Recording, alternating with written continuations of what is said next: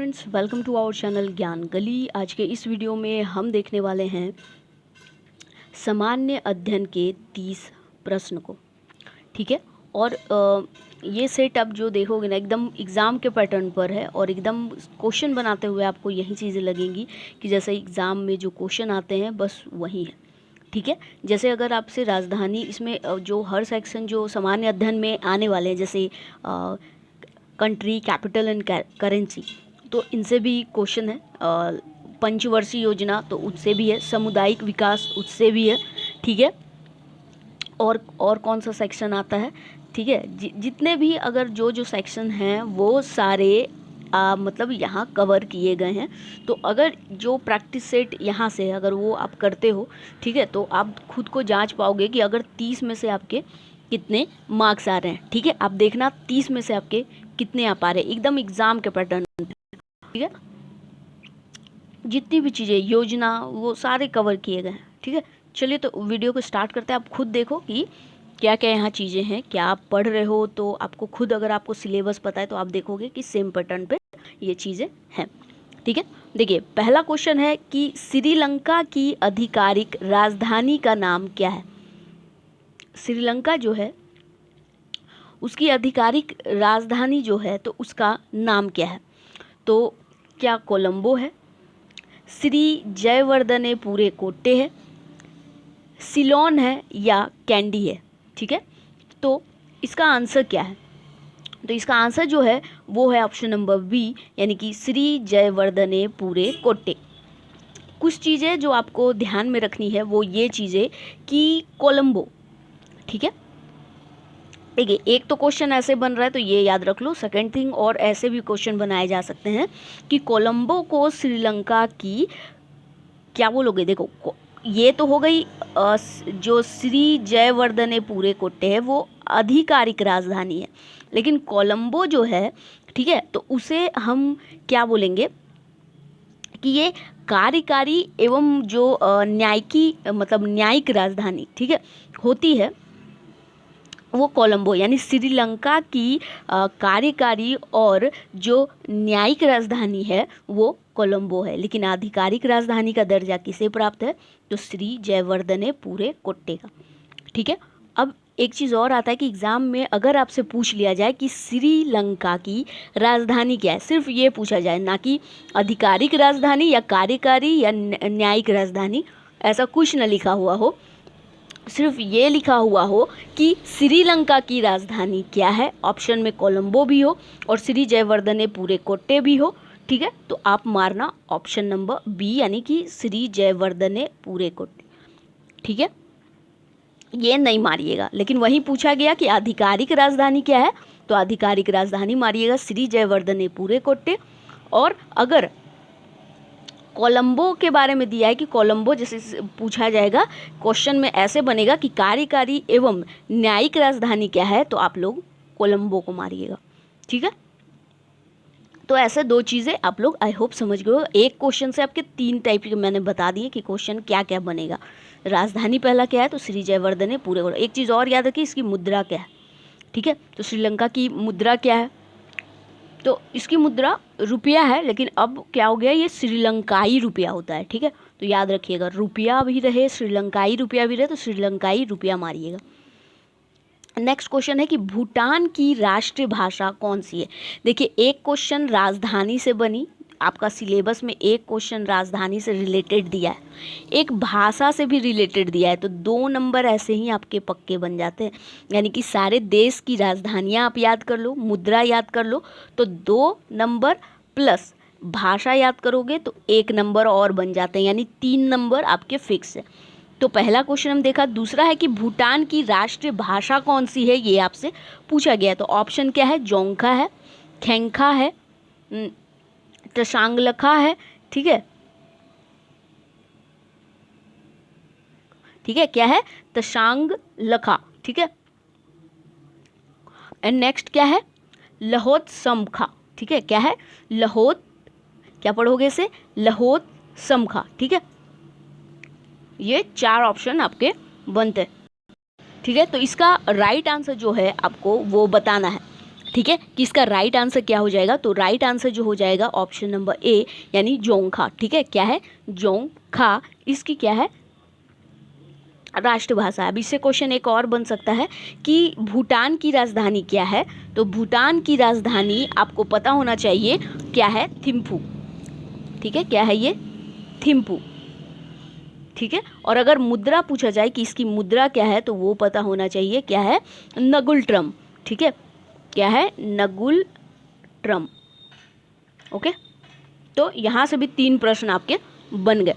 पहला तो पूछ जाएगा कि भाषा क्या, तो जोंगखा याद रखिएगा, और ये पूछा जाए कि इसकी राजधानी क्या है, तो थिम्फू है, मुद्रा क्या है, तो नगुल ट्रम है। ठीक है, नेक्स्ट क्वेश्चन की ओर देखिए, क्या है, किस देश ने वर्ष 2022 में अंडर 19 विश्व कप क्रिकेट का खिताब जीता है। जो 2022 में अंडर 19 विश्व कप क्रिकेट का जो विश्व कप होता है उसका खिताब किसने जीता है। ठीक है, क्या ऑस्ट्रेलिया ने जीता है, भारत ने जीता है, वेस्ट इंडीज़ ने जीता है, या इंग्लैंड ने जीता है, किसने जीता है ये आपको बताना है। तो ये जीता है भारत ने। ठीक है, किसने जीता है, भारत ने। तो ये तो एक क्वेश्चन बना। एक क्वेश्चन पूछा जाएगा कि जो भारत बना तो उसके कप्तान उस समय कौन थे, या कप्तान कौन है। ठीक है, जो खेला जा रहा था तो कप्तान कौन है, तो ये है यश धूल नाम है उनका। ठीक है, यश धूल, याद रखेंगे क्या नाम है उनका, यश धूल। ठीक है,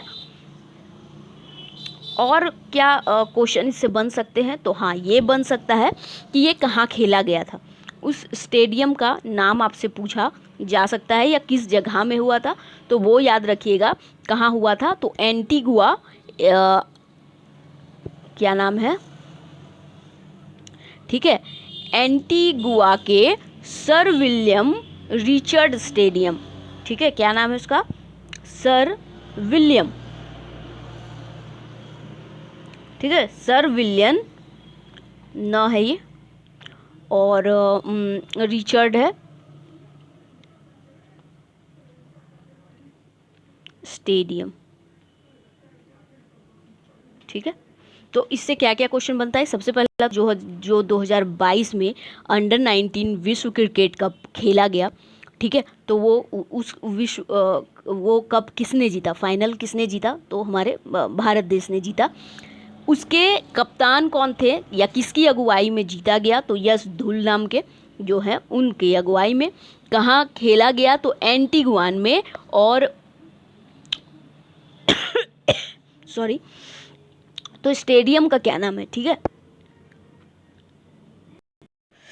ठीक है, तो क्या नाम है, सर विलियम रिचर्ड स्टेडियम। ठीक है, सर विलियम रिचर्ड्स स्टेडियम, विलियन है। ठीक है, विलियम नहीं, विलियन, सर विलियन रिचर्ड्स स्टेडियम उसका नाम है। ठीक है, कहाँ, एंटीगुआ में। अब बात ये भी आती है एक साथ में कि किसे हराया। ठीक है, साथ में तो भारत अब अकेला तो नहीं खेल रहा था, कोई तो खेल रहा था, तो कौन खेल रहा था, तो इंग्लैंड। इंग्लैंड देश के साथ ये खेल रहे थे। ठीक है, और मतलब कितने विकेट भी ये आप याद रखिए, ये 4 विकेट से ये लोग जीते थे। ठीक है, 4 विकेट्स, मतलब 4 विकेट से हरा कर उन्हें, ठीक है, इंग्लैंड को 4 विकेट से हराकर जीता। और ये खिताब जो है वो ये लोग 5th मतलब 5वीं बार, ठीक है, 5वीं बार क्या हुआ है, यह खिताब भारत ने जीता है अंडर 19 विश्व कप का। ठीक है, तो इतनी सारी चीज़ें आपको ध्यान रखनी है। एक बार वापस से हम देख लेते हैं चीज़ों को कि सबसे पहले तो श्रीलंका की राजधानी पूछा जाए तो श्री जयवर्धने पूरे कोट्टे बताएंगे, लेकिन अगर ये पूछा जाए कि आधिकारिक राजधानी क्या है तो भी श्री जयवर्धने पूरे कोट्टे होगा। लेकिन अगर पूछा जाए कि कार्यकारी राजधानी कौन सी है तो कोलंबो बताएंगे, और या फिर अगर पूछा जाए कि न्यायिक राजधानी क्या है तो भी कोलंबो बताएंगे। इसका रुपया पूछा जाए, मुद्रा कौन सा है, तो आप बताओगे श्रीलंकाई रुपया, और अगर श्रीलंकाई रुपया ऑप्शन में ना हो तो सिर्फ रुपया। ठीक है। नेक्स्ट, भूटान की राष्ट्रीय भाषा कौन सी है, तो आपको बताना है जोंखा। भूटान की राष्ट्रीय भाषा जोंखा है। और अगर पूछा जाए कि इसकी राजधानी क्या है, तो वो आपको बताना है थिम्पू। ठीक है, थिम्पू। और मुद्रा पूछा जाए तो नगुल्ट्रम। ठीक है, इतनी सारी चीज़ें आपको याद रखनी है। ओके, नेक्स्ट एक चीज़ और, तीसरे नंबर का क्वेश्चन जो है वो देख लेते हैं कि विश्व कप जो 2022 का अंडर-19 विश्व कप क्रिकेट विश्व कप हुआ, तो उसका खिताब किसने जीता, तो वो जीता है हमारे भारत ने। किसे हराकर, तो इंग्लैंड को हराया। कैसे, तो 4 विकेट से ये लोग जीते। ठीक है, क्या हुआ, 4 विकेट से उन्हें हरा दिया। ठीक है, तो ये चीज़ें 2 बन गई। फिर इसके कैप्टन कौन थे या किसकी अगुवाई में जीता, किसकी अगुवाई में जीता, तो उनका नाम है यश धुल। ठीक है, यश धुल। ठीक है, राइजिंग स्टार यश मत समझिएगा। ठीक है, यश धुल। ये हो गया। और क्या क्वेश्चन बन सकते हैं, अभी मैंने बताया आपको। हाँ, कौन सा स्टेडियम था, तो स्टेडियम का नाम है सर विलियम रिचर्ड्स स्टेडियम। कहाँ का, तो एंटीगुआन का। ठीक है, तो ये सारी चीज़ें बन गई। नेक्स्ट क्वेश्चन की ओर बढ़ते हैं। नेक्स्ट क्वेश्चन है, वर्ष 2021 के लिए किस भारतीय मॉडल को मिस यूनिवर्स का खिताब दिया गया है। ठीक है, वर्ष 2021 के लिए किस भारतीय मॉडल को, ठीक है, मिस यूनिवर्स का खिताब दिया गया है, तो हरमनप्रीत को दिया गया है, हरनाज कौर संधू को दिया गया है, हरमन संधू को दिया गया है, या गरिमा शर्मा को दिया गया है। ठीक है, किसे दिया गया है, तो ये दिया गया है आपका हरनाज कौर संधू को। ठीक है, किसे दिया गया है, हरनाज कौर संधू को। ठीक है, और ये चंडीगढ़ से है। ठीक है, चंडीगढ़, याद रखिएगा कहाँ से है, चंडीगढ़ में इनका मतलब बर्थ प्लेस है। ठीक है, ठीक है। और ये जो ये हुआ था, मतलब मिस यूनिवर्स का जो जहाँ चल रहा था, ठीक है, तो वहाँ इज़राइल में, कहाँ हो रहा था, इज़राइल में, याद रखिएगा कहाँ हो रहा था, इज़राइल में, लिख देते हैं इज़राइल। कहाँ खेला जा रहा था, तो इज़राइल में खेला जा रहा था। ठीक है, और मिस यूनिवर्स प्रतियोगिता जो है वो इज़राइल में खेला जा रहा था। ठीक है, मतलब इज़राइल में वो क्या बोलते हैं, ऑर्गेनाइज किया गया था। ठीक है, एंड ठीक है, तो ये यहाँ तक क्वेश्चन बनते हैं। और इससे रिलेटेड क्या क्वेश्चन बनते हैं, तो मिस यूनिवर्स आप लोगों ने पढ़ा होगा, सुष्मिता सेन है। ठीक है, Sushmita Sen. Okay, first miss universe आप बोल सकते हो। देन फिर बात आता है कि क्या इनसे पूर्व भी किसी ने जीता है। ठीक है, या ये खिताब किसी ने लिया है, तो हाँ लिया है, आप सभी इनके बारे में जानते होंगे।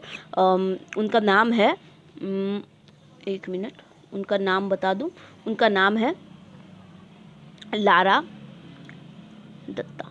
ठीक है, लारा दत्ता। लारा दत्ता ने 2000 ईस्वी में इस खिताब को जीता था, मिस यूनिवर्स की खिताब को। एक बार इंटरव्यू में सुष्मिता सेन, ठीक है, उनसे पूछा गया था कि आपके बाद मतलब अब हम मतलब देखिए 2000 ईस्वी के बाद 21 सालों के बाद हमने ये खिताब जीता है 2021 में। ठीक है, मतलब 20 वर्षों के बाद। तो एक बार बहुत पहले के इंटरव्यू में उनसे पूछा भी जा रहा था कि क्या हम वापस से ऐसे जीतेंगे, तो उन्होंने सिंपली कहा था कि हाँ मतलब ऐसे मौके आ जाएंगे। ठीक है, जैसे उन्होंने बताया कि 2000 में तो हमने जीता, 20 वर्ष से हम नहीं जीते हैं, लेकिन एक दिन ज़रूर आएगा जब हम कोई हमारे भारत मुल्क की ज़रूर ये जीतेंगी। तो बस यही है, कौन है, तो हरनाज कौर संधू ने जीता। कब जीता, तो 2021 ईस्वी वाला जो हुआ था, कहाँ हुआ था, तो इज़राइल में। इज़राइल में इसका आयोजन हुआ था। और फर्स्ट मिस यूनिवर्स बोलेंगे तो कौन है, तो सुष्मिता सेन है। और इससे बाद में या मतलब 21 वाले से पहले किसने बना, तो 2000 ईस्वी में लारा दत्ता। ठीक है, एक फाइनेस्ट एक्ट्रेस आप बोल सकते हो, उनकी एक्टिंग बहुत ही नेचुरल रहती है, बहुत अच्छी है। ठीक है, तो मिस लारा दत्ता, उन्होंने मिस यूनिवर्स का खिताब जीत चुकी है 2000 ईस्वी में। 21 में किसने जीता? तो हरनाज कौर संधू ने जीता है। फर्स्ट यूनिवर्स अगर आपसे पूछा जा सकता है तो वो है सुष्मिता सेन। नेक्स्ट क्वेश्चन देखिए, नेक्स्ट क्वेश्चन है हो, मुंडारी, निकोबारी, खासी, खड़िया भाषा किस भाषा समूह से संबंधित है? ठीक है, कौन सा ऐसा भाषा समूह है जिससे ये संबंधित है? तो क्या ये इंडो आर्यन है, द्रविड़ समूह है, ऑस्ट्रिक समूह है, या चीनी तिब्बती समूह है? ठीक है, तो ये कौन से भाषा परिवार से है? तो ये ऑस्ट्रिक भाषा परिवार से है। ठीक है, किस भाषा परिवार से? तो ऑस्ट्रिक भाषा परिवार से। एक चीज़ जो ध्यान देने वाली बात क्या है, मतलब एक इम्पॉर्टेंट जो पॉइंट इससे बनता है कि लगभग 0.6%, ठीक है, अबाउट में बता रहे हैं, अबाउट 0.6% जो मतलब ऑस्ट्रिक भाषा समूह है। ठीक है, ऑस्ट्रिक भाषा जो समूह है तो उसी की मतलब ये जो बोले जाते हैं जैसे हो, मुंडारी, निकोबारी, तो इनका जो प्रतिशत है, ठीक है, तो वो 0.6% है अबाउट में। यानी कि आप ऐसे बोल सकते हो कि भारत में जो लगभग 0.6% भाषा है जो वो ऑस्ट्रिक समूह की है। ठीक है, नेक्स्ट क्वेश्चन बनता है कि भारत का पहला शून्य कार्बन उत्सर्जन वाला हवाई अड्डा कहाँ निर्माणाधीन है? ठीक है, कहाँ निर्माणाधीन है? क्या नई दिल्ली में है, नोएडा में है, भोपाल में है, या फिर इंदौर में है? तो ये कहाँ है? नोएडा। और नोएडा को अगर आप देखो, एक मिनट, ठीक है, तो ये कहाँ, कौन सा ये हो जाएगा? तो नोएडा। और नोएडा कहाँ पड़ रहा है? तो आपके यूपी में। ठीक है, तो ये कहाँ पर निर्माणाधीन है? तो नोएडा में है, याद रखेंगे, नोएडा में। ठीक है, और इस हवाई अड्डा का जेवर अंतर्राष्ट्रीय हवाई अड्डा नाम है, और ये आपका फर्स्ट नंबर का है। ठीक है, देश का पहला, जैसे आपको पता ही यहाँ पर लिखा हुआ है, पहला शून्य कार्बन उत्सर्जन हवाई अड्डा है। ठीक है, और इसका शिलान्यास जो हुआ है, ठीक है, तो किनके द्वारा किया गया है? तो हमारे जो पीएम है, कौन? मोदी, नरेंद्र एन मोदी। ठीक है, लेकिन बहुत ये कौन है? मोदी सरकार। ठीक है, मोदी सरकार मतलब नरेंद्र मोदी। ठीक है, तो चलिए ये क्वेश्चन भी हमारा बन गया। नेक्स्ट क्वेश्चन की ओर बढ़ते हैं। नेक्स्ट क्या है कि बुद्ध का अर्थ है, बुद्ध का क्या अर्थ है? ज्ञान प्राप्ति, धर्म प्रचार है, प्रतिभाशाली है, या शक्तिशाली है? तो बुद्ध का अर्थ क्या होता है? तो अर्थ इसका होता है ज्ञान प्राप्ति। ठीक है, इन्हें 35 वर्ष की अवस्था में, ठीक है, जो सिद्धार्थ इनका नाम था, याद रखिएगा। ठीक है, सिद्धार्थ को आप बोलोगे कि ज्ञान की प्राप्ति हुई थी। ठीक है, और उसी समय से ये बुद्ध कहे जाने लगे थे। एक चीज़ और आती है कि इन्हें कब जो ज्ञान की प्राप्ति कब हुई थी? तो जो बैसाख पूर्णिमा होता है, ठीक है, बैसाख की जो पूर्णिमा की रात होती है उसी में इन्हें एक पीपल के वृक्ष के नीचे इन्हें बोध गया आप लोगों ने नाम सुना होगा, बिहार में है। ठीक है, तो बोध गया जो नामक जगह है, ठीक है, तो वहाँ पे उन्हें ज्ञान की प्राप्ति हुई थी। ठीक है, और इसी के पश्चात ये बुद्ध कहे जाने लगे थे। क्या कहे जाने लगे थे? बुद्ध कहे जाने लगे थे। चलिए नेक्स्ट क्वेश्चन देखिए, क्वेश्चन नंबर 8 है, निम्नलिखित में से कौन सुमेलित है? कौन सुमेलित है? सम से सिराज अफीफ, यानी कि इसका मतलब ये क्या है कि तारीख़ फिरोज शाही है। ठीक है, या फिर क्या इनको गियाउद्दीन बर्नी, या इनका क्या मैचिंग जो है वो ठीक है, तारीख़ मुहम्मदी है, अमीर खुसरो तबाकत ए नासिरी है, इब्न बतूता फतवा ए जहादारी है? तो इनमें से कौन सुमेलित है वो बताना है। ठीक है, तो इनमें से कौन सा सुमेलित है? तो इनमें से ऑप्शन नंबर ए जो है ना वो सुमेलित है, उसके अलावा कोई सुमेलित नहीं है। यानी ये अगर आप जियाउद्दीन बर्नी ये इनका ये नहीं है, ये भी नहीं है, ये भी नहीं। इब्न बतूता रेहाल है, ठीक है, रेहाल। तो ये चीज़ें हैं। नेक्स्ट क्वेश्चन की ओर बढ़ते हैं। देखिए नेक्स्ट क्वेश्चन क्या है कि शिवाजी महाराज के शासनकाल में मंत्री परिषद को किस नाम से जाना जाता था? शिवाजी महाराज के शासनकाल में मंत्री परिषद को किस नाम से जाना जाता था? क्या अष्ट दिग्गज बोलते थे, नवरत्न बोलते थे, अग्रहारम बोलते थे, या अष्ट प्रधान बोलते थे? ठीक है, क्या बोलते थे उसे वो बताना है शिवाजी के समय में। तो मंत्री परिषद को जो बोला जाता था ना अष्ट प्रधान बोला जाता था। ये इम्पोर्टेंट क्वेश्चन है, ठीक है। तो ये अष्ट प्रधान कहा जाता था। क्या कहा जाता था? अष्ट प्रधान के नाम से ये जाने जाते थे। अब इसके अंतर्गत कौन कौन आते थे, ध्यान से सुनिएगा। इसके अंतर्गत आते थे 8 मंत्रियों का, ठीक है। 8 मंत्रियों को इसमें अष्ट प्रधान में, अष्ट से ही पता चल रहा है, ठीक है, नियुक्त किया जाता था, जिसमें पेशवा, आमत्य, मंत्री, सचिव, सुमंत, सेनापति, पंडित राव और जो न्यायाधीश होते हैं वो शामिल थे इसमें। अष्ट प्रधान में कौन कौन होते हैं याद रखिएगा, उतना नहीं भी रखिएगा तो ऐसे ही क्वेश्चन डायरेक्ट पूछेंगे। चलिए नेक्स्ट 10th नंबर क्वेश्चन पे आते हैं। 10 नंबर में है निम्नलिखित में से कौन सा उपन्यास भारत में स्वतंत्रता सेनानियों के लिए प्रेरणा का स्रोत बना था?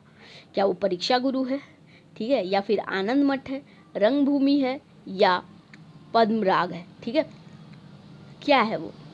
तो इसका आंसर जो हो जाएगा वो क्या हो जाएगा? आनंद मठ। आनंद मठ जो है वो किसने लिखा? तो वो बंकिम चंद्र चटर्जी जो है, बंकिम चंद्र चटर्जी, उनकी उपन्यास है आनंद मठ। और ये भारत के स्वतंत्रता सेनानियों के लिए एक प्रेरणा का स्रोत था, जैसा कि क्वेश्चन में बताया गया है, ठीक है। और एक चीज़ इम्पॉर्टेंट जो इसमें बनता है, इसे आप लोग याद रखिएगा कि इसे जो आनंद मठ है उसे बंगाल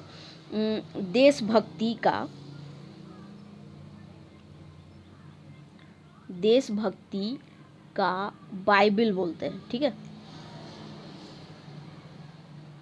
ये चीज़ याद रखिएगा। बंगाली देशभक्ति जो है, बंगाली देशभक्ति का बाइबल भी है आनंद मठ, ठीक है।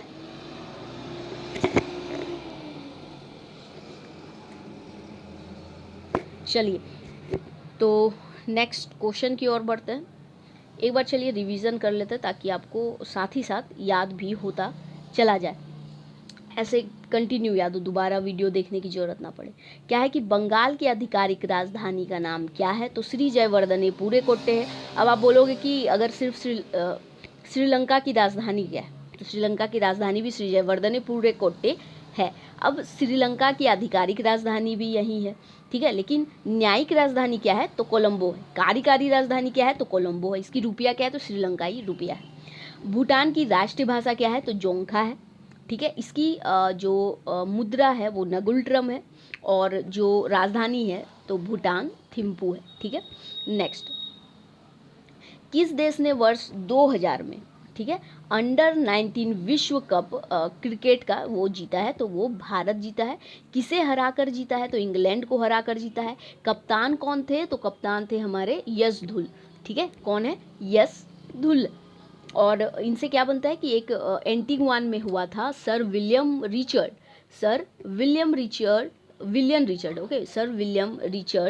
स्टेडियम में ये आयोजित हुआ था। इंग्लैंड को इन्होंने 4 विकेट से जीता था। और एक क्वेश्चन और बनेगा कि कितनी बार जीता? तो 5वीं इन्होंने 5वीं बार ये जो विश्व कप है अंडर 19 का वो भारत जीत चुका है। नेक्स्ट क्वेश्चन जो बनता है कि 2021 में भारतीय मॉडल कौन है जिसने मिस यूनिवर्स का खिताब जीता, तो हरनाज कौर संधू ने जीता। 2000 ईस्वी में किसने जीता, तो लारा दत्ता ने जीता। फर्स्ट मिस यूनिवर्स जो हमारे भारत से है वो कौन है, तो सुष्मिता सेन। ठीक है, 2000 में लारा दत्ता ने जीता। ठीक है, नेक्स्ट है हो, मुंडारी, निकोबारी, खासी, खड़िया भाषा किस भाषाई समूह से संबंधित है, तो वो ऑस्ट्रिक समूह से है और इसका जो भाषा बोला 0.6%। ये सारा इम्पॉर्टेंट जो याद करने लायक चीज़ है। भारत का पहला शून्य कार्बन उत्सर्जन एवं हवाई अड्डा कहाँ है, जो मतलब शून्य कार्बन उत्सर्जन करने वाला हवाई अड्डा का निर्माणाधीन कहाँ चल रहा है, तो वो चल रहा है नोएडा में। नोएडा कहाँ, तो यूपी में, मतलब यूपी के अंडर आता है। ठीक है, इसका ये किसने किया था, क्या बोलोगे उसे, उद्घाटन, ठीक है, या सॉरी शिलान्यास। ठीक है, शिलान्यास किसने किया था, तो वो किए थे हमारे मोदी सरकार बोलो या पीएम नरेंद्र मोदी। ठीक है, इसका नाम क्या है, जेवर अंतर्राष्ट्रीय हवाई अड्डा। ठीक है, याद हो गया। चलिए नेक्स्ट क्वेश्चन की ओर बढ़ते। बुद्ध का अर्थ क्या होता है, तो अर्थ होता है ज्ञान प्राप्ति। बुद्ध का पहले नाम क्या है, तो सिद्धार्थ। ठीक है, सिद्धार्थ इनका नाम था। कितने वर्ष की आयु में इन्हें ज्ञान प्राप्त हुआ था, तो 35 वर्ष की आयु में इन्हें ज्ञान प्राप्त हुआ था। किस पेड़ के नीचे, तो पीपल पेड़ के नीचे। ठीक है, जगह कौन सा था, तो वो है बोध गया नाम है। ठीक है, और चीज़ें जो किस दिन अगर पूछा जाए तो वैशाख पूर्णिमा, याद रखिएगा, वैशाख पूर्णिमा के दिन हुआ था पीपल वृक्ष के नीचे 35 वर्ष की अवस्था में। ठीक है, इनका पहला नाम सिद्धार्थ है और इन मतलब ज्ञान प्राप्ति के ही कारण जब ऐसे ज्ञान प्राप्त किए तो इनको बुद्ध कहा जाने लगा, या इस नाम का दर्जा मिला, या इस नाम से ये प्रसिद्ध हो गए। अब ये कि इनमें से कौन सुमेलित है, तो ये शम्से सिराज अफीफ, तारीखे फिरोज शाही, ये वाला राइट मैचिंग है। नेक्स्ट है कि शिवाजी महाराज के शासनकाल में मंत्री परिषद को किस नाम से जाना जाता था, तो उसे अष्ट प्रधान के नाम से जाना जाता था। अब शिवाजी के शासनकाल में जो ये मंत्री परिषद को अष्ट प्रधान कहा जाता है, तो इसके अंतर्गत आप मैंने बताया कि कितने मंत्री, तो 8 मंत्री शामिल होते थे। अब वो 8 मंत्री कौन कौन उसमें शामिल है, ठीक है, तो उसमें पेशवा, ठीक है, मंत्री, आमत्य, सचिव, सुमंत, ठीक है, सुमंत, पंडित राव, ठीक है, सेनापति और न्यायाधीश। ठीक है, इस नाम से ये 8 अष्टप्रधान में होते थे। 10 नंबर क्या है कि उपन्यास, मतलब जो कौन सा उपन्यास है, ठीक है, भारत में स्वतंत्रता सेनानियों के लिए प्रेरणा का स्रोत बना था, तो वो है आनंद मठ। लिखा किसने, तो किसने लिखा, तो इसे लिखा है बंकिम चंद्र चटर्जी, या चट्टोपाध्याय भी कहीं कहीं जाता है। ठीक है, तो बंकिम चंद्र चटर्जी ने लिखा। इसे ही हम लोग क्या बोलेंगे कि स्वतंत्रता सेनानियों के लिए प्रेरणा का स्रोत था। एक चीज़ और मैंने बताया कि इसे आनंद मठ को बंगाली जो हमारे देशभक्त हैं उनका बाइबिल कहा जाता है। ठीक है, बंगाली देशभक्तों का बाइबिल कौन है, तो आनंद मठ है, याद रखने योग्य बात। नेक्स्ट क्वेश्चन है कि भारतीय राष्ट्रीय कांग्रेस के प्रथम मुसलमान अध्यक्ष कौन थे। भारतीय राष्ट्रीय कांग्रेस के प्रथम मुसलमान अध्यक्ष कौन थे, तो वो हैं मोहम्मद अली जिन्ना। मतलब क्या मोहम्मद अली जिन्ना है, बदरुद्दीन तैयब है, सर सैयद अहमद खान है, या अबुल कलाम आज़ाद है, तो वो कौन है, तो वो है बदरुद्दीन तैयब। ठीक है, कौन है, बदरुद्दीन तैयब। तो वो कौन थे, तो वो जो हमारा भारतीय राष्ट्र कांग्रेस था उसका मुस्लिम अध्यक्ष थे, प्रथम। वो भी कौन सा, मतलब प्रथम, फर्स्ट मुस्लिम ऐसे जो कांग्रेस के ऐसे मतलब जो अधिवेशन होता था भारतीय राष्ट्र कांग्रेस का, तो उसके अध्यक्ष बने थे। ठीक है, और ये मतलब कौन सा वाला अधिवेशन के समय था, तो वो था 1887 ईस्वी, और कहाँ, तो मद्रास में। ठीक है, कहाँ हुआ था, तो मद्रास में। और ये किस नंबर का अधिवेशन था, फर्स्ट था, सेकेंड था, थर्ड था, कौन था, तो ये 3rd नंबर का था। ठीक है, कितने नंबर का, तो 3rd नंबर का।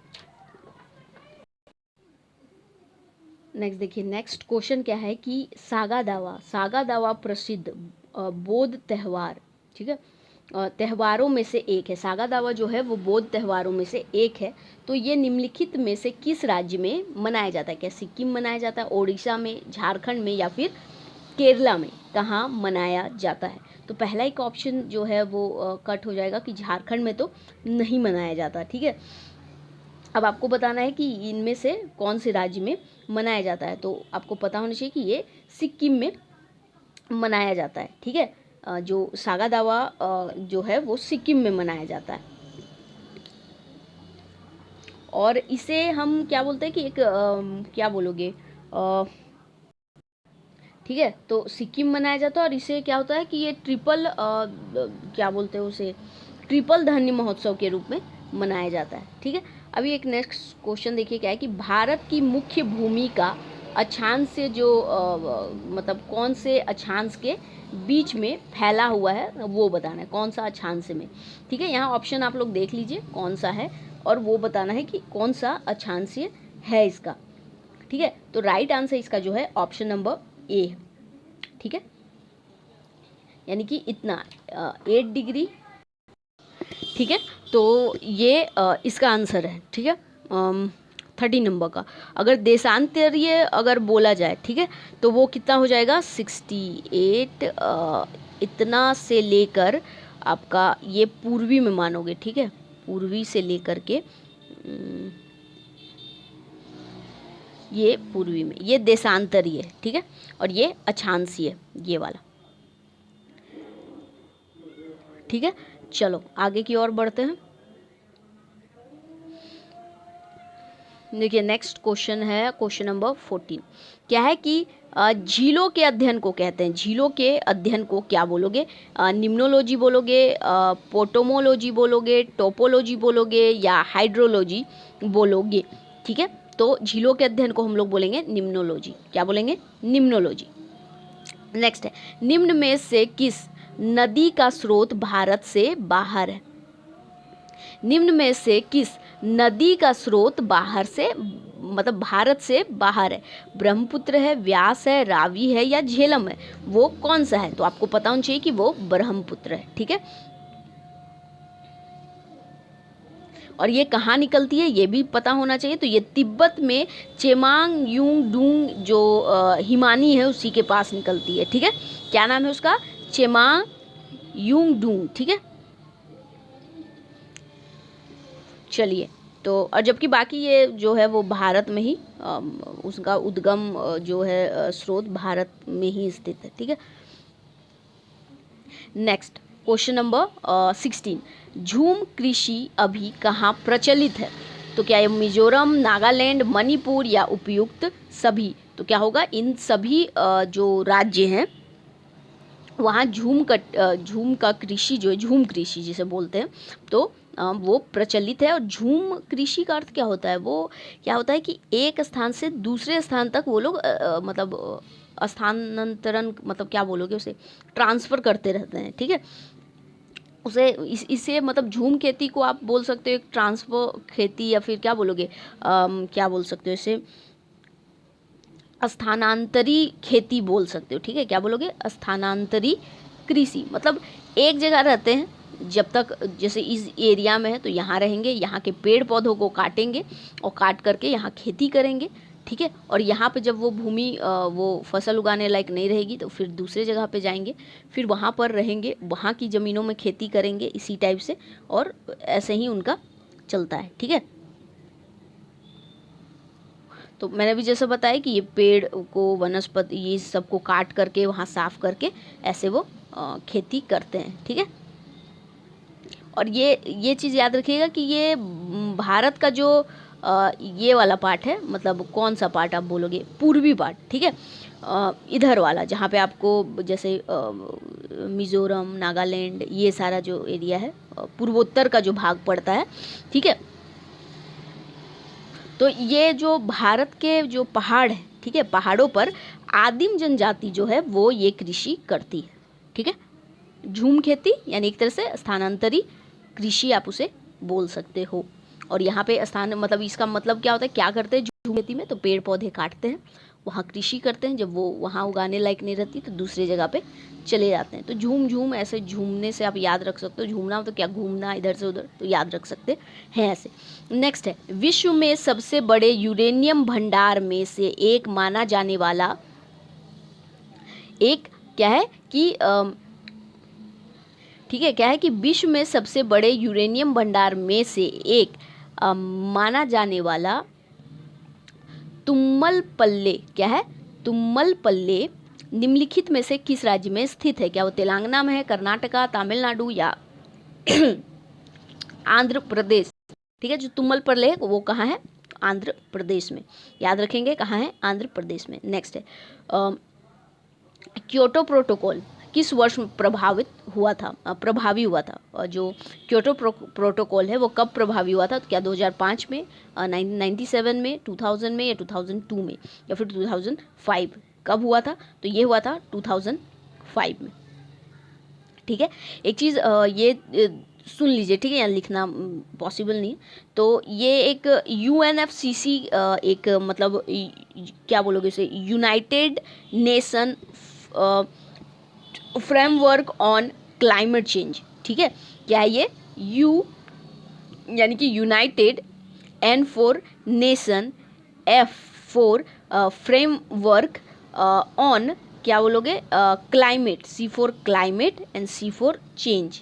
ठीक है, तो क्योटो प्रोटोकॉल है जो UNFCC से संबंधित है, और ये क्या है? तो एक अंतर्राष्ट्रीय कानूनी रूप से बाध्यकारी समझौता है। क्या है ये? तो बाध्यकारी एक समझौता है जो औद्योगिक देश होते हैं, ठीक है, जितने भी औद्योगिक देश हैं पर ये ग्रीन हाउस गैसों एवं कार्बन के उत्सर्जन को कम करने के लिए दबाव डालता है, वही है क्योटो प्रोटोकॉल। ठीक है, क्या है? क्योटो प्रोटोकॉल, जो कि United nation framework on climate change मतलब है, उसी से संबंधित है ये क्योटो प्रोटोकॉल। ठीक है, और अंतर्राष्ट्रीय कानूनी रूप से ये बाध्यकारी है कि जैसे आपको ये इस चीज़ को क्या करना होगा, जैसे कि जो औद्योगिक देश है, ठीक है, और जो भी मतलब एक तो औद्योगिक देश और ग्रीन हाउस गैस कार्बन उत्सर्जन को जो है वो मतलब कम करने पर, मतलब जितने भी औद्योगिक देश हैं उन पर ये बाध्य मतलब है, ये क्या करते हैं, एक तरह से दबाव डालते हैं, ठीक है, या बाध्य करते हैं उन्हें कि आप क्या करोगे, तो उसे कम करने का, किसे, तो ग्रीन हाउस गैस कार्बन उत्सर्जन जो है उसे कम करने का एक प्रोटोकॉल होता है, क्योटो प्रोटोकॉल, जिसे हम अभी बात कर रहे हैं। तो वो क्योटो प्रोटोकॉल एक ये लोग साइन करते हैं और आप बाध्य होते हो कि आप उसे मानोगे।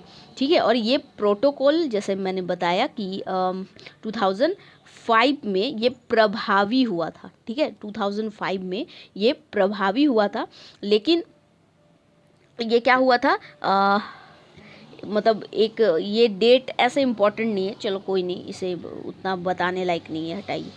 चलिए ठीक है, तो एक डेट याद कर लीजिएगा, ये 2005 है ना, तो ये 16 फैब 2005 को ये प्रभावी हुआ था। ठीक है, और ऐसे अगर देखोगे कि स्वीकार जब किया गया था तो इसे 1997 में ही स्वीकार कर लिया गया था। ठीक है, नेक्स्ट क्वेश्चन देखेंगे कि भारत में योजनाबद्ध अर्थव्यवस्था किस पद्धति पर आधारित है? ये किस पद्धति पर आधारित है? तो ऑप्शन है पूंजीवादी, पारंपरिक व्यवस्था या पूंजीवादी व्यवस्था, आधिकारिक व्यवस्था या समाजवादी व्यवस्था। तो योजनाबद्ध जो अर्थव्यवस्था है वो समाजवादी जो अर्थव्यवस्था होता है, ठीक है, सॉरी, समाजवादी समाजवादी व्यवस्था पद्धति जो है उसी पर आधारित है। ठीक है, नेक्स्ट है जो विशेष आर्थिक क्षेत्र SEZ, ठीक है, की अवधारणा पहले शुरू की गई थी कहाँ? चाइना में, जापान में, भारत में या पाकिस्तान में? कहाँ शुरू की गई थी? तो ये भारत में शुरू की गई थी। ठीक है, ये अवधारणा सबसे पहले भारत में शुरू की गई थी, और ये क्या था कि जो इसका क्या बोलो, चलो ये इम्पोर्टेंट नहीं, बस इतना याद रख लेना कि ये चीज़ है। नेक्स्ट देखिए, नेक्स्ट है देखिए क्वेश्चन क्या है कि विदेश में वस्तुएं घरेलू विक्रय दाम से कम दाम पर बेचने को कहते हैं। विदेश में वस्तुएं घरेलू विक्रय दाम से कम दाम में बेचने पर, ठीक है, क्या बोलते हैं इसे? कूटनीति बोलते हैं, भेदभाव बोलते हैं, पाटना या डंपिंग बोलते हैं, या दोहरे दाम बोलते हैं। ठीक है, तो इसे क्या बोलते हैं? तो इसे डंपिंग बोलते हैं, यानी कि पाटना हिंदी में। ठीक है, चलिए नेक्स्ट क्वेश्चन देखिए क्या है। देश में कौन से 3 वर्षों की अवधि को योजना अवकाश के रूप में माना गया है? ये देख लीजिए डेट क्या है, 1965 68 से, मतलब 3 है ना कि 65 67 और 68, तो 3 वर्ष की अवधारणा को योजना अवकाश के रूप में माना गया है। ये डेट है, ये है और ये है। ठीक है, तो कौन सा इसमें से है? तो इसका राइट आंसर क्या है? ऑप्शन नंबर बी, 1966 टू 1969 को क्या बोला गया है कि एक योजना अवकाश के रूप में माना गया, 3 वर्ष की अवधि को योजना अवकाश के रूप में। ये डायरेक्ट क्वेश्चन पूछे जाते हैं। ठीक है, नेक्स्ट क्वेश्चन देखिए क्या है। भारत के संविधान के ऊपर सबसे अधिक प्रभाव, ठीक है, निम्न में से किसको माना जाता है? कि मतलब सबसे अधिक प्रभाव निम्न में से किसको माना जाता है? कौन सा है? यूएसए का संविधान, सोवियत रूस का संविधान, मतलब उसका हमारा जो संविधान है उसके ऊपर अधिक प्रभाव है किसका? यूएस का संविधान, सोवियत रूस का, ब्रिटिश का, या फिर भारत अधिनियम 1935, किसका सबसे अधिक प्रभाव है? तो आंसर क्या हो जाएगा? ये ऑप्शन नंबर डी, यानी कि जो भारत सरकार का अधिनियम है 19 सबसे ज़्यादा प्रभाव है। ठीक है, और अगर आप देखोगे तो भारत के संविधान के लगभग जो, ठीक है, जो भी 2/3 तत्व है, ठीक है, तो इसी से लिया गया है। किससे? तो 1935, ये जो भारत सरकार अधिनियम है उसी से लिया गया है। नेक्स्ट देखिए, नेक्स्ट क्वेश्चन है, भारत के संविधान के निम्नलिखित अनुच्छेदों में से कौन सा अनुच्छेद धार्मिक स्वतंत्रता के अधिकार की गारंटी देता है? धार्मिक स्वतंत्रता के मतलब अधिकार की गारंटी देता है। यहाँ देख लीजिए आर्टिकल्स जो हैं, आप ऑप्शन देख सकते हैं। ठीक है, तो इसमें से राइट आंसर जो आप बोलोगे तो वो है ये, यानी आर्टिकल 25 टू 28। ठीक है, ये क्या करता है? धार्मिक स्वतंत्रता के अधिकार की आपको गारंटी प्रदान करता है। ठीक है, चलिए नेक्स्ट क्वेश्चन देखते हैं। नेक्स्ट क्वेश्चन क्या है कि भारत के राष्ट्रपति को स्वेच्छा निर्माण अधिकार यानी विवेकाधिकार के अंतर्गत क्या प्राप्त है? भारत के राष्ट्रपति को स्वेच्छा निर्माण अधिकार यानी विवेकाधिकार के अंतर्गत क्या प्राप्त है?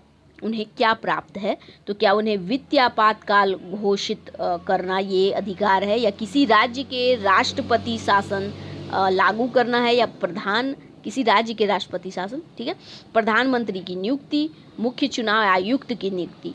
ठीक है, क्या है? तो आंसर इसका क्या है कि ये अधिकार है ऑप्शन नंबर सी, यानी कि प्रधानमंत्री की नियुक्ति। ठीक है, क्या है? प्रधानमंत्री की नियुक्ति। और ये किस संविधान के तहत है? मतलब उस संविधान के अनुच्छेद के तहत है। तो ये आर्टिकल 75(1) के तहत। ठीक है, चलिए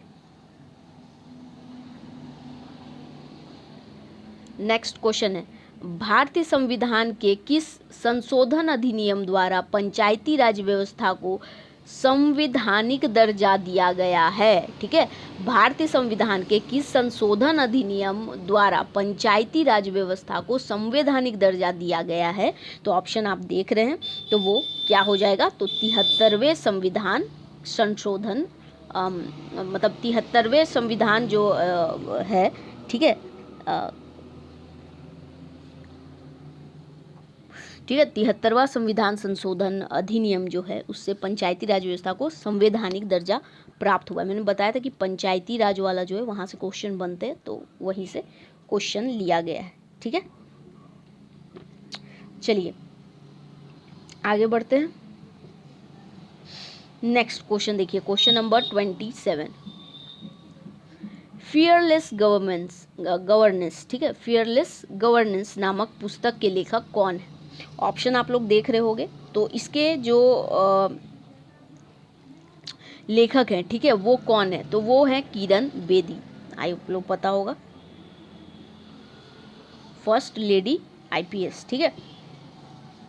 तो ये जो फियरलेस गवर्नेंस है, ठीक है, तो वो डॉक्टर किरण बेदी द्वारा लिखा गया है। और ये पुस्तक जब उन्होंने लिखा था उस समय ये पुदुचेरी की उपराज्यपाल के रूप में वहाँ, मतलब जो 5 वर्ष तक उन्होंने जो 5 वर्ष तक कार्य अपना किया, ठीक है, तो वहीं की सेवा और जो भारतीय पुलिस की सेवा है, ठीक है, और उन्होंने जो अपना 40 इयर्स का जो अनुभव है, जो वहाँ पर रहते हुए उस स्तर पे जो भी चीज़ें उन्होंने अपने हकीकत तौर पे जो चीज़ें देखी उसे ही यहाँ पर नोट किया है, मतलब बताया है, ठीक है।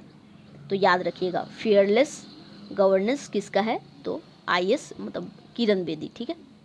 और कब, अगर ऐसा पूछा जाए तो जो पुदुचेरी की ये उपराज्यपाल थी तभी, मतलब वहाँ 5 साल का अपना कार्य का अनुभव और साथ ही जो 40 साल में उन्होंने अपना अनुभव शेयर किया है वो चीज़ भी इस बुक में शेयर किया है। रोजर फेडरर का संबंध किस खेल से? ऑप्शन आप लोग देखिए कि इनका किस से संबंध है, ठीक है। तो इनका संबंध जो है वो लॉन टेनिस से, ठीक है। किससे है? तो लॉन टेनिस से। और इन्होंने एक चीज़ याद रखिएगा कि 20 ग्रैंड स्लैम का खिताब भी इन्होंने जीता है। और क्या, बस चलिए इतना ही याद रखिए। नेक्स्ट, भारत में सामुदायिक, देखिए मैंने बताया सामुदायिक विकास से भी क्वेश्चन बनते हैं। तो भारत में सामुदायिक विकास कार्यक्रम की शुरुआत कब हुई थी? 26 जनवरी 1950 को, 31 अक्टूबर 1950 को, 21 अगस्त 1951 या फिर 2 अक्टूबर 1952, ठीक है। तो ये कब हुआ था? तो अक्टूबर 1952 में, 2 अक्टूबर 1952 में, ठीक है। ठीक है, तो भारत में सामुदायिक विकास कार्यक्रम का प्रारंभ कब हुआ था? तो 2 अक्टूबर 1952 को हुआ था। और किसकी सहायता से हुआ था? ठीक है, ये कार्यक्रम किसकी सहायता से भारत में लागू किया गया था? तो ये यूएसए की सहायता से, यानी यूनाइटेड स्टेट ऑफ अमेरिका की सहायता से हुआ था। नेक्स्ट देखिए, नेक्स्ट एक क्वेश्चन झारखंड के इसमें भी रहते हैं। तो अगर आप ये बोलोगे कि 40 क्वेश्चन ये पेपर में आने वाला है, तो ऐसा नहीं है, मतलब 40 से 43 क्वेश्चन, ठीक है, ऐसे आपको मिल जाएंगे, या 42 तक। चलिए लास्ट क्वेश्चन देखते हैं क्या है कि झारखंड भारत के किस भाग में स्थित है? तो आप लोगों को पता होना चाहिए कि ये किस भाग में है। तो ये पूर्वी भाग जो हमारा पड़ता है उस भाग में है, और उत्तरी गोलार्ध में ये स्थित है, ठीक है। किस गोलार्ध में? उत्तरी गोलार्ध में स्थित है। और एक चीज़, ये इसका जो है वो त्रिभुजाकार है, ठीक है। क्या है? त्रिभुजाकार है। चलिए, तो इतना 30 क्वेश्चन हमने देख लिया। आई होप आप लोगों को सारे आंसर आते होंगे, ऐसी कोई गारंटी नहीं है, मगर आए। जो जो टॉपिक यहाँ दिया गया उस टॉपिक से आप लोग ज़रूर पढ़ लीजिएगा। आप लोग के लिए बहुत अच्छा पेपर आप लोग का चला जाएगा, ठीक है। तो आप बताइएगा वीडियो कैसा लगा, क्या इतना एक्सप्लेन करना आप लोग के लिए काम आ रहा है या नहीं। और चलिए ठीक है, मिलते हैं नेक्स्ट वीडियो में, बट कमेंट करके ज़रूर बताइएगा।